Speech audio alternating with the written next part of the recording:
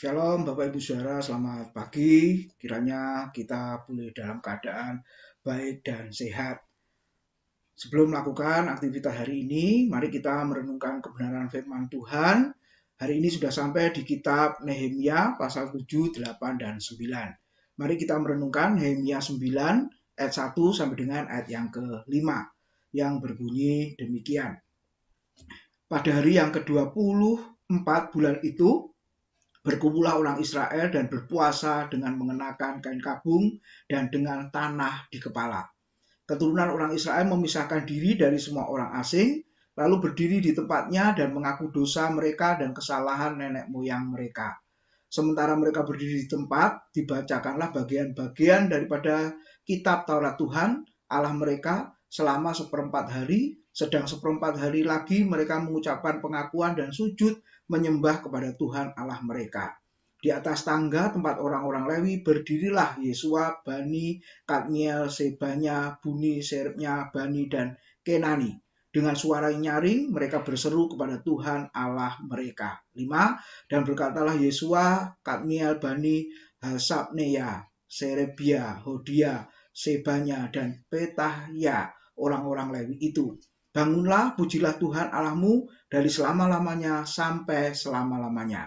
Terpujilah namamu yang mulia, yang ditinggikan mengatasi segala puji dan hormat. Amin. Saudara, pagi ini kita merenungkan tentang ibadah yang sejati. Kalau kita melihat di dalam bagian Alkitab, dosa itu terdiri dari dua jenis. Yang pertama, dosa warisan, yaitu dosa yang diturunkan melalui Adam dan Hawa, dan ketika orang percaya kepada Kristus, maka dosa itu sudah diselesaikan oleh Kristus. Tapi ada yang kedua, yaitu jenis dosa perbuatan, saudara. Nah, dimulai dari pikiran, saudara, kemudian melakukan tindakan. Ini juga meliputi perkataan yang dilakukan oleh orang, sehingga orang itu bisa berdosa kepada Tuhan dan juga berdosa kepada sesamanya. Nah, jenis dosa yang kedua ini selalu muncul dalam kehidupan kita. Nah, dari bacaan kita hari ini kita boleh merenungkan ternyata di dalam ibadah yang sejati ada beberapa aspek di situ. Yang pertama ayat 1 sampai 2, maka dikatakan di situ ada pengakuan dosa.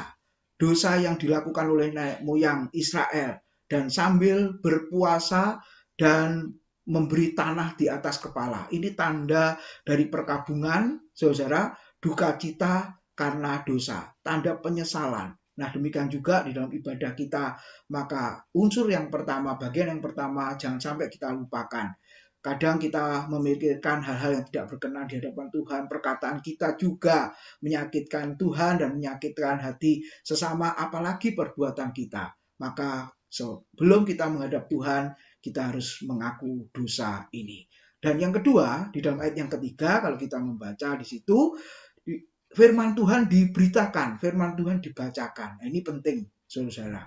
Sebab kalau tanpa firman, maka hidup kita akan mengalami kelemahan. Kerohanian kita akan rapuh, kering, saudara, maka perlu firman yang menguatkan. Karena secara jasmani kita butuh makanan. Demikian juga secara rohani kita butuh makanan rohani, yaitu firman Tuhan. Yesus pernah berkata, Matius pasal 4 ayat 4, manusia hidup bukan dari roti saja, tapi dari setiap firman yang keluar dari mulut Allah. Lalu yang ketiga, kalau kita lihat aspek di dalam ibadah yang sejati, ketika umat Tuhan sujud menyembah Tuhan. Dimulai di ayat 4 dikatakan umat Tuhan berseru, berdoa kepada Tuhan, dan diikut sertakan juga dengan yang namanya sujud menyembah kepada Tuhan. Nah, biarlah doa, pengakuan dosa, firman Tuhan disampaikan, doa dan pujian serta penyembahan harus kita naikkan di hadapan Tuhan di dalam konteks ibadah kita. Biarlah kita mengingat firman Tuhan hari ini, selamat melakukan aktivitas kita, dalam keadaan apapun juga kita harus ingat kepada Tuhan. Kita terus menyembah, memuji, dan memuliakan namanya. Tuhan memberkati.